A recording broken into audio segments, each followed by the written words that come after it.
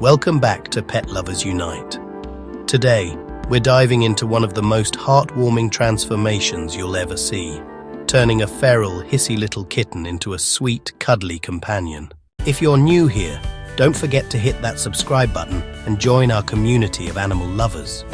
We share tips, stories, and solutions to help pets live happier lives, and to help you bond even closer with your furry friends.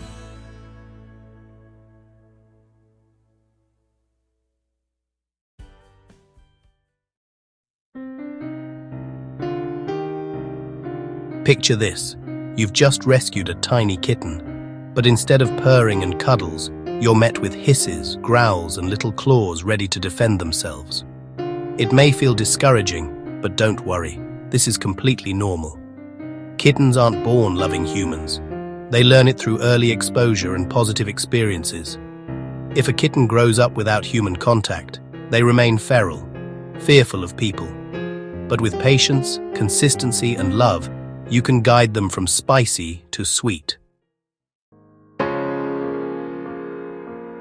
Before we can even think about cuddles and purrs, our first priority has to be safety, for both you and the tiny life you've taken in. Imagine their world for a moment. They've just been separated from everything familiar. To them, we are giants, and our homes are full of strange sounds and smells. A scared kitten is a defensive kitten, so our first job is to prove we mean no harm. This initial setup is the foundation upon which all future trust will be built. That's why your first physical interactions should always involve protection. Please use thick gloves. Sturdy gardening gloves or even specialized animal handling gloves are ideal. A frightened kitten, no matter how small, operates on pure instinct. Their bites can be surprisingly deep, and their scratches can easily become infected. I remember one little foster who latched onto my gloved finger with the force of a tiny tiger. The gloves allowed me to stay calm and not react with a sudden movement, which would have only terrified him more. Think of them as a temporary tool that helps you be the steady, gentle presence the kitten needs. Now let's talk about their new home. It's tempting to let them explore, but a whole house is overwhelming. They will instinctively find the most inaccessible hiding spot, like behind an appliance or inside a sofa. Instead, create a base camp. A large dog crate, a secure playpen, or a small kitten-proofed bathroom is perfect. This confined space becomes their entire world, a place they can learn and feel in control of. Inside this safe zone, provide all the essentials: a soft, warm bed, a small litter box placed as far as possible from their food and water, and most importantly, a place to hide the enclosure. A small cardboard box or a covered cat bed is perfect. This gives them a secure retreat where they can decompress and observe. Place this enclosure in a moderately busy part of your home, like the corner of your living room. This is for passive socialization. By simply living your life around them, reading a book, watching TV, talking quietly, they begin to learn. They hear your voice and learn the rhythms of the household, all from the safety of their little haven. They learn that you are not a predator, but a normal part of this new, safe world. There's a critical socialization window between 5 and 12 weeks of age. That's when kittens are most open to change, learning, and bonding. If you step in during this period, you have the best chance of helping them grow into a loving pet.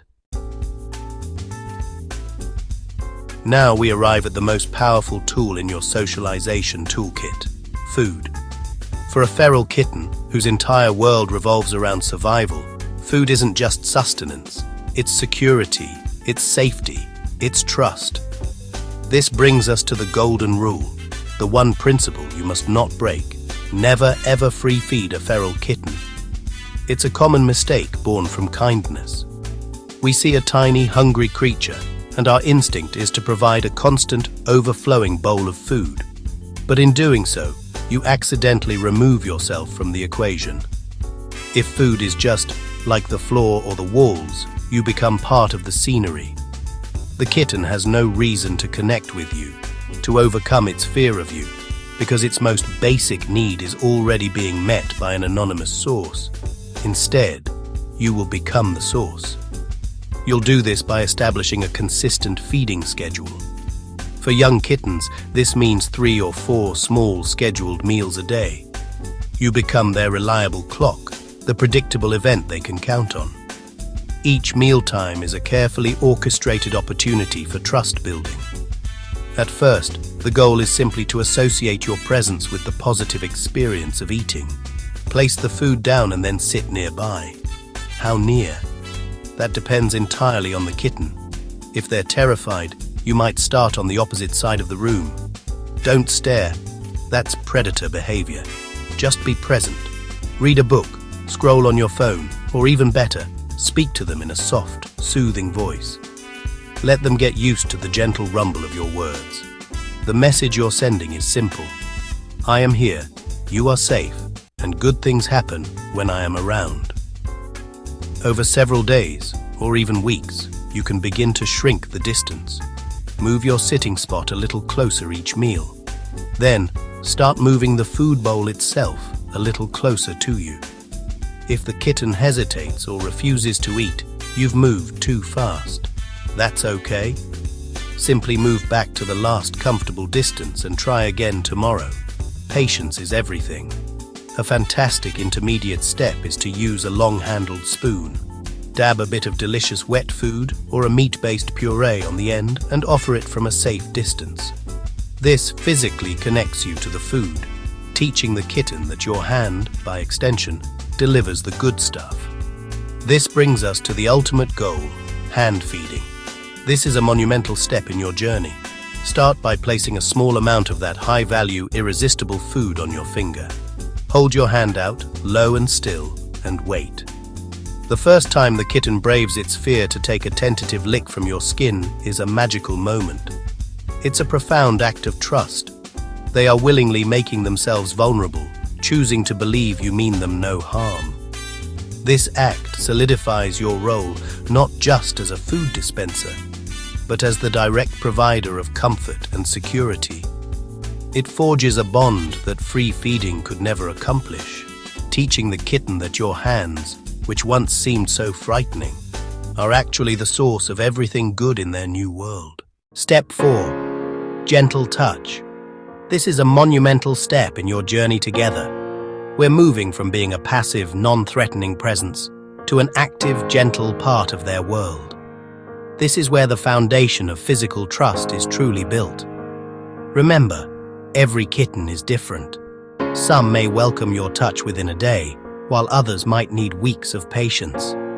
The key is to let them set the pace.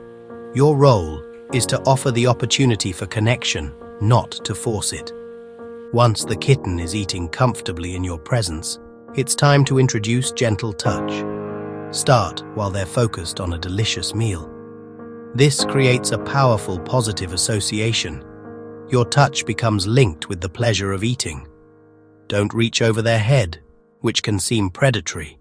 Instead, bring your hand in slowly from the side where they can see it. At first, just rest your hand near the bowl. Let them get used to it being there. When you feel the moment is right, try a single, soft stroke down their back or side. Pay close attention to their body language.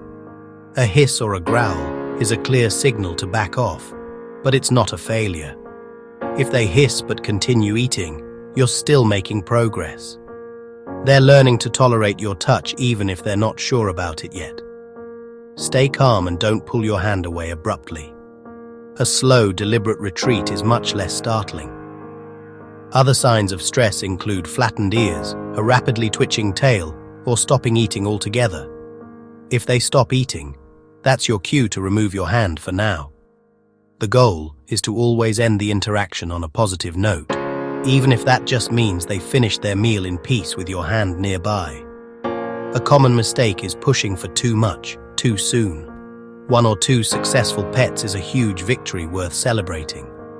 For very timid kittens, you can even use a wand toy as a bridge. gently stroking them with the soft end to introduce the sensation of touch from a safe distance. As they become more comfortable with being petted while eating, you can begin practicing brief handling. This is crucial for future vet visits and general care. Start small. While they're eating, gently apply a little pressure to their sides. Then, progress to lifting their front paws just an inch off the ground for a second, then placing them right back down. Immediately reward them with a high-value treat or more of their favorite food. Gradually increase the duration until you can lift them completely, always ensuring their body is fully supported to make them feel secure. One hand under the chest and the other supporting their hindquarters is the best method. This gradual reward-based process teaches them that being held isn't scary, but another form of positive interaction with you. Eventually, they'll allow full handling without fear, transforming from a wary stray into a trusting companion. When the kitten is ready, it's cuddle time. Hold them close, rub their cheeks, and give them warmth and affection. The more you handle them during this stage, the faster they'll learn to relax and enjoy human contact. Some rescuers even use the hoodie trick, placing the kitten in the hood of a sweatshirt so they can stay close while you work or relax. This constant proximity speeds up the bonding process. Finally, introduce play. Toys like feather wands or small rattles can help bring out their natural curiosity. Keep play gentle at first, no sudden movements or loud noises. Encourage them to approach you for fun, just as they did for food. If they hide, don't force them out. Instead, use toys or gentle encouragement to show them that being near you is safe and enjoyable. With patience and consistency, that little growly, hissy ball of fluff will transform into a loving companion. You'll witness the moment they lean into your touch, hear their very first purr, and see the trust in their eyes. It's a journey, one filled with small victories that lead to big transformations. And there you have it, the steps to socializing a feral kitten, turning fear into friendship. Remember, food, patience, gentle touch, and play are the keys. If you found this guide helpful, don't forget to subscribe to Pet Lovers Unite for more tips, heartwarming stories, and practical advice for all pet parents. Drop a comment below if you've ever rescued a feral kitten. We'd love to hear your story.